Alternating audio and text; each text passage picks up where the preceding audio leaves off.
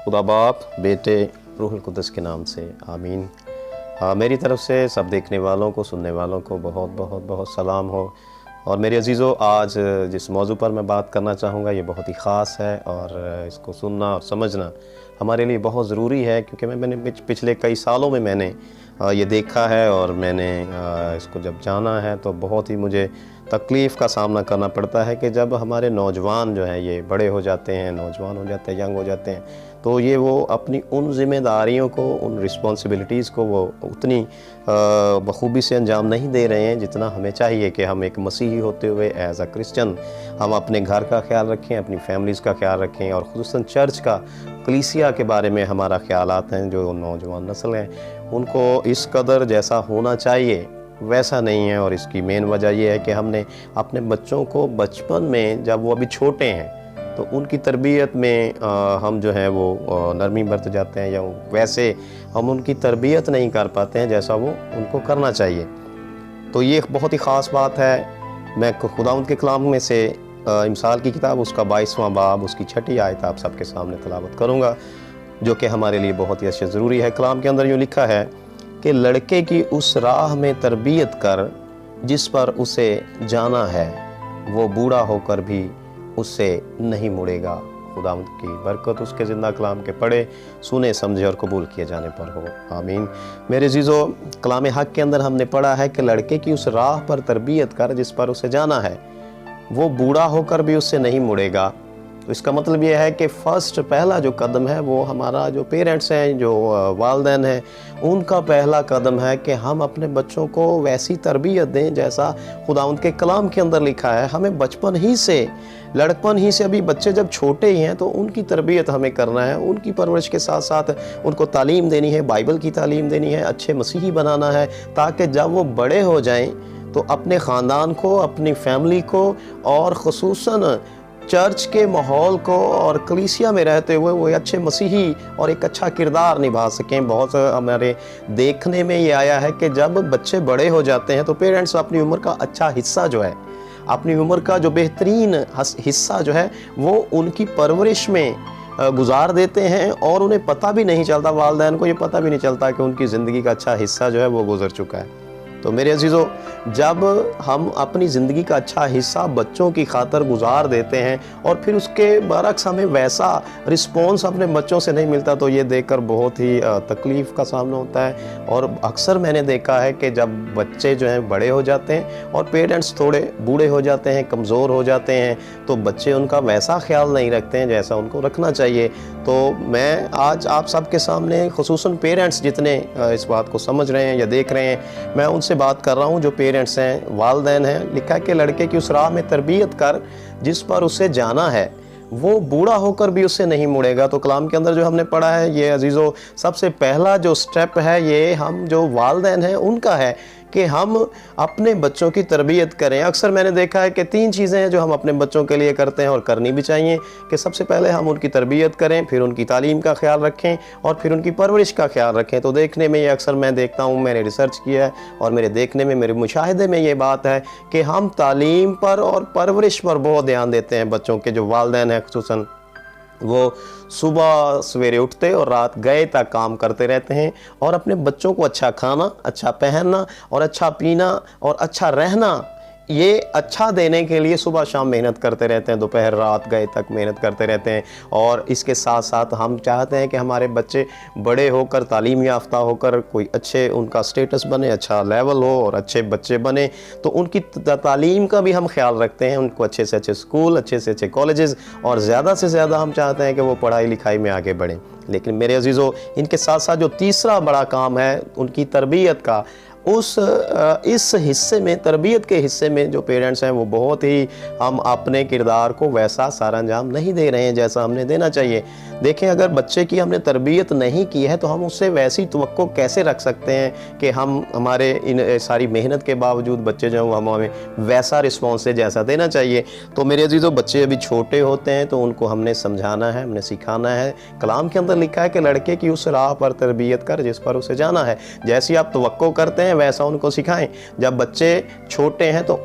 तब वही वक्त होता है कि हम अपने बच्चों को सिखाएं, समझाएं और उनको तरबियत दें। कैसे उन्होंने बैठना है, कैसे पढ़ना है, कैसे बाइबल पढ़नी है, कैसे उनके किरदार को हमने बनाना है। लेकिन अक्सर ये मैं देखता हूँ कि बच्चे अभी छोटे हैं तो हम उनको काम नहीं कहते हैं, कि हम कहते हैं अभी छोटा है, चलो बड़ा होकर ये कर लेगा, अभी छोटा है। माँ कहती है नहीं बेटा आप इधर बैठो, मैं खुद आपके लिए काम करती हूँ। बच्चा जो काम कर सकता है हमें उससे वो काम करवाना है, जितनी उसकी अहलियत है, जितनी उसकी कैपेसिटी है, हमने बच्चे से वैसा उतना ही काम करवाना है हर दिन जितना वो कर सकता है। अगर उससे वो काम नहीं करवाएंगे तो वो बच्चा जो है वो काम को सीखेगा नहीं और बड़ा होकर वो काम करना पसंद नहीं करेगा। इसी सिलसिले में मैं ये अक्सर देखता हूँ कि माएँ जब थकी हारी, काम से थकी हुई अपने घर में बैठी होती हैं या कभी बीमार भी होती हैं, तो बच्चे जब यंगस्टर बड़े हो जाते हैं, नौजवान हो जाते हैं, तो वो अपने कुर्सी पर बैठे या अपने बिस्तर पर बैठे कहते हैं कि माँ अगर कोई ऐसा बंदा मुझे मिल जाए, माँ तू मुझे कपड़े इस्त्री करके दे,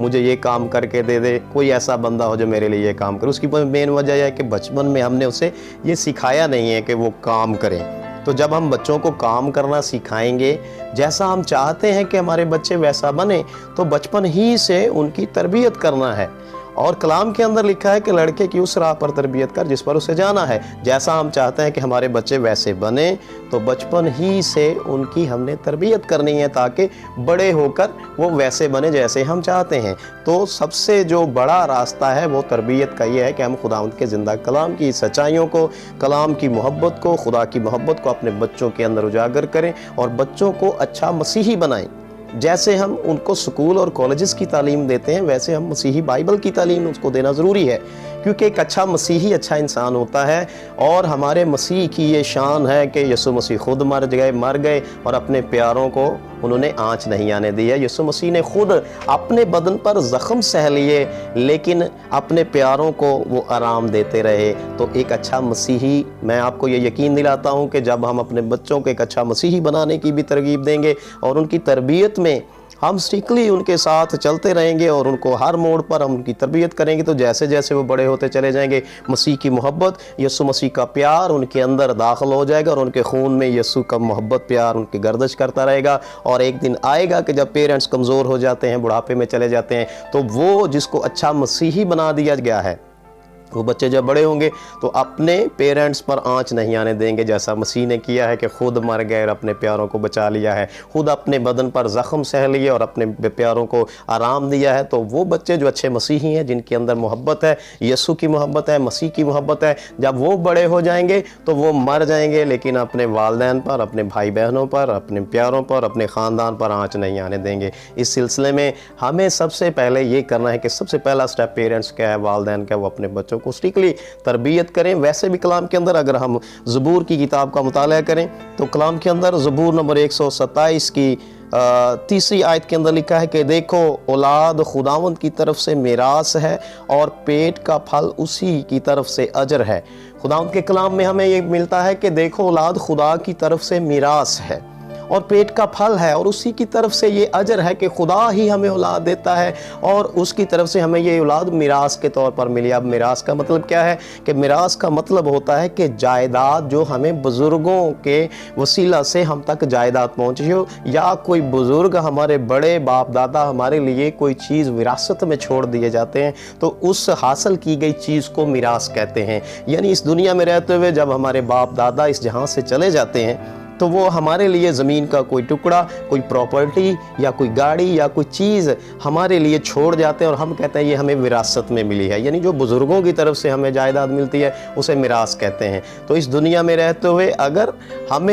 हमारे बुज़ुर्ग अगर कोई ज़मीन का एक टुकड़ा हमारे लिए छोड़ जाए, तो हम उसको हासिल करने के लिए, उसकी हिफाजत के लिए हम जान देने तक भी और जान लेने तक भी चले जाते हैं, क्योंकि वो मिरास और जायदाद जो हमारे बुज़ुर्गों ने दी है वो हमारी है और हम उसको कभी भी किसी के हाथ में जाने नहीं देंगे। तो मेरे अजीज़ो, कलाम के अंदर हमने पढ़ा है, ज़बूर की किताब के अंदर लिखा हुआ है कि औलाद खुदा की तरफ से मिरास है, यानी ये खुदा की तरफ से दी गई हमारी जायदाद है। और एक बात मैं ये आपसे कहना चाहूँगा कि इस जहाँ के बुज़ुर्ग जो हमारे लिए कोई ज़मीन का टुकड़ा विरासत के तौर पर, मिरास के तौर पर छोड़ जाते हैं, तो वो बुज़ुर्ग इस दुनिया से अगर चले जाएं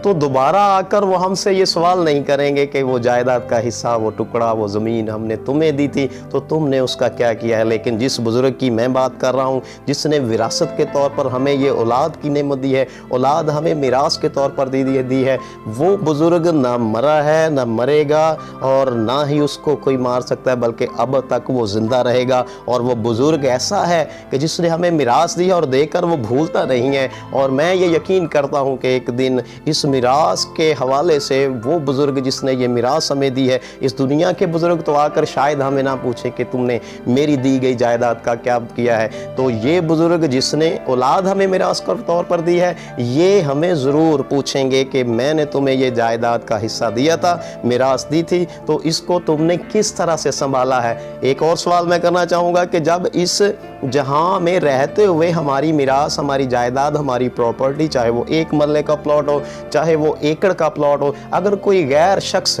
उस पर आकर फजूल कब्ज़ा करने की कोशिश करे तो हम उसे मारने पर या मरने पर भी तैयार हो जाते हैं। लेकिन ये जायदाद जो खुदा ने हमें दी है, हम इसको बचाने के लिए अबलीस आकर हमारी आंखों के सामने इस जायदाद को छीन कर ले जाता है और हम हाथ पर हाथ रख के बैठे रहते हैं। तो ये बहुत बुरी बात है। हमें अपने बच्चों को संभालना है, इस जायदाद को, इस मिरास को हमने संभालना है और इनकी तरबियत करनी है। जब स्कूल में जाते हुए बच्चे एक दिन नहीं जाते, 2 दिन नहीं जाते, 3 दिन, चौथे दिन हम उनको पिटाई करना शुरू कर देते हैं, मार दाड़ शुरू कर देते हैं और उनको हम झिड़कते हैं कि क्यों नहीं ये स्कूल जा रहा है। लेकिन मेरे अजीज़ों, एक दिन बच्चे ने अगर दुआ नहीं किया, 2 दिन नहीं किया, एक दिन बाइबल नहीं पढ़ी है, 2 दिन नहीं पढ़ी है और वो हर संडे 1 महीना, 2 महीने, 1 साल तक भी चर्च नहीं जाता है, तो हम चुपचाप बैठे इस मंजर को देख रहे होते हैं। तो हमें क्या चाहिए कि हम अपने बच्चों के एक अच्छा मसीही बनाएं, अच्छी तालीम दें और ताकि वो बड़े होकर हमारा ख्याल करें, कलीसिया का ख्याल करें, अपने मज़हब के लिए और अपनी कलीसिया के लिए, अपनी ख़ानदान के लिए चमकते हुए सितारे साबित हों। मेरे अजीज़ों, हमें चाहिए कि हम अपने बच्चों की तालीम जो है उसके साथ साथ उसकी तरबियत का ख्याल करें, क्योंकि अच्छा मसीही अच्छा इंसान है और हमें अपने बच्चों को कामयाब और अच्छा बनाने के लिए उन्हें बाइबल की तालीम देना है। क्योंकि कलाम के अंदर लिखा है कि ये खुदावंद का वो कलाम है जो ला तब्दील है और ज़िंदगियाँ तब्दील कर देता है। और वैसे भी हम अगर खुदावंद से वाकफियत अपने बच्चों को करवाएंगे तो कलाम के अंदर लिखा है कि सरफराजी और कामयाबी ना मशरक़ से, ना मगरब से, ना जनूब से, ना शुमाल से, बल्कि खुदावंद की तरफ से आती है। तो कामयाबी और सरफराजी जो है वो खुदावंद की तरफ से आती है। हम अपने बच्चों की तालीम और तरबियत पर, उनकी परवरिश पर अगर ध्यान देते हैं तो साथ साथ उन्हें अगर अच्छा मसीही बना देते हैं तो वो सरफराजी और कामयाबी की बुलंदियों को सर करेंगे और हमेशा आपका साथ देते रहेंगे, क्योंकि हमने उन्हें ऐसा इंसान बना दिया है कि वो हमारा ख्याल करेंगे और खुदावंद में हमेशा कायम रहेंगे। तो हमारा पहला स्टेप वालिदैन का है कि हम अपने बच्चों की तरबियत मसीही असूलों के मुआफिक और बाइबल की तालीम के मुआफिक करें, ताकि हम अपने बच्चों को अपनी उम्मीदों पर पूरा उतरता हुआ देखें। खुदावंद इस कलाम के वसीला से आप सबको बरकत दे। आमीन।